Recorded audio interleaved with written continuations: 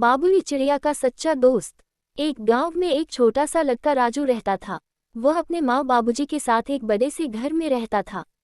उसके घर में सारी सुख सुविधाएं उपलब्ध थी, पर उसका कोई दोस्त नहीं था, जिस कारण वह बहुत उदास रहता था। उसके माता पिता उसकी इस उदासी से बहुत परेशान रहते थे। वह हर दम कोशिश करते थे कि राजू खुश रहे, खिलखिला कर हंस रहे, पर कुछ काम नहीं आता था। एक दिन उन्होंने राजू के मास्टर जी से इस बारे में बात की। उन्होंने राजू बुलाया और बोले, क्या बात है राजू, क्यों उदास हो? राजू बोला, मास्टर जी, मेरा कोई दोस्त नहीं बनता, न ही कोई मेरे साथ खेलना चाहता है और न ही कोई मेरे साथ बातें करता है। मैं बहुत अकेला महसूस करता हूँ। मास्टर जी उसकी सारी बात समझ गए।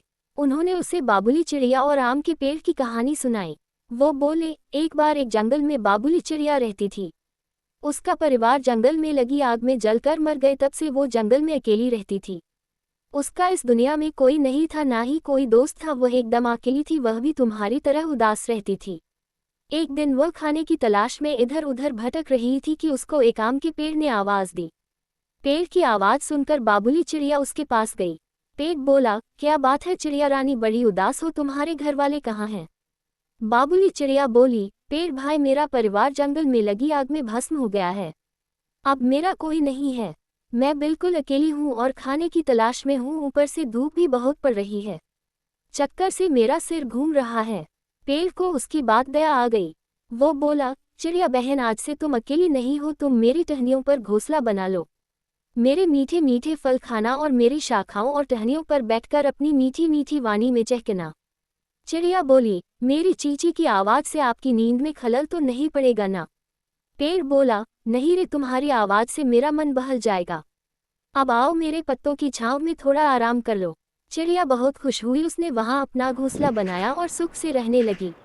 रोज सुबह उठती, चहचहाती, उसके मीठे मीठे फल खाती, रोज आसमान में उड़ती और वापस उसकी डाल पर बैठती, और वो आपस में बहुत बात भी करते थे, जिससे उस चिड़िया का अकेलापन दूर होता था। और फिर वो उसकी छाव में सो जाती थी। एक दिन चिड़िया पानी पीने दूर एक तालाब के पास गई कि पीछे से एक लकड़हारा उस पेड़ को काटने आया। चिड़िया को जैसे ही पता लगा, वह दौड़ी दौड़ी पेड़ के पास गई और लकड़हारे से बोली, ये पेड़ भाई बहुत अच्छे हैं, फल फूल, छाया और शुद्ध वातावरण मिलता है, और पेड़ों पर हम पंछी अपना घर बना सकते हैं। इन्हें छोड़ दो। लकड़हारे ने एक नहीं मानी। वह आरी चलाने ही वाला था कि बाबुली चिड़िया ने अपनी नोकीली चोंच से उस आदमी पर वार कर दिया और वह लकड़हारा वहां से भाग गया। इस तरह एक चिड़िया ने अपने आम के पेड़ की जान बचाई और वह खुशी खुशी एक साथ रहने लगे। तो राजू, तुम भी अपने आंगन में एक पेड़ लगाओ और उससे दोस्ती करो। फिर क्या था, राजू खुशी खुशी घर गया और अपने आंगन में जाकर एक सेब का पेड़ लगाने लगा। रोज कक्षा से घर जाकर पौधे को खाद और पानी देता था और उसकी खूब देखभाल करता था। उसे अपना दोस्त मानकर उससे बातें भी करता था। अब उसका अकेलापन दूर हो गया और वह खुश रहने लगा।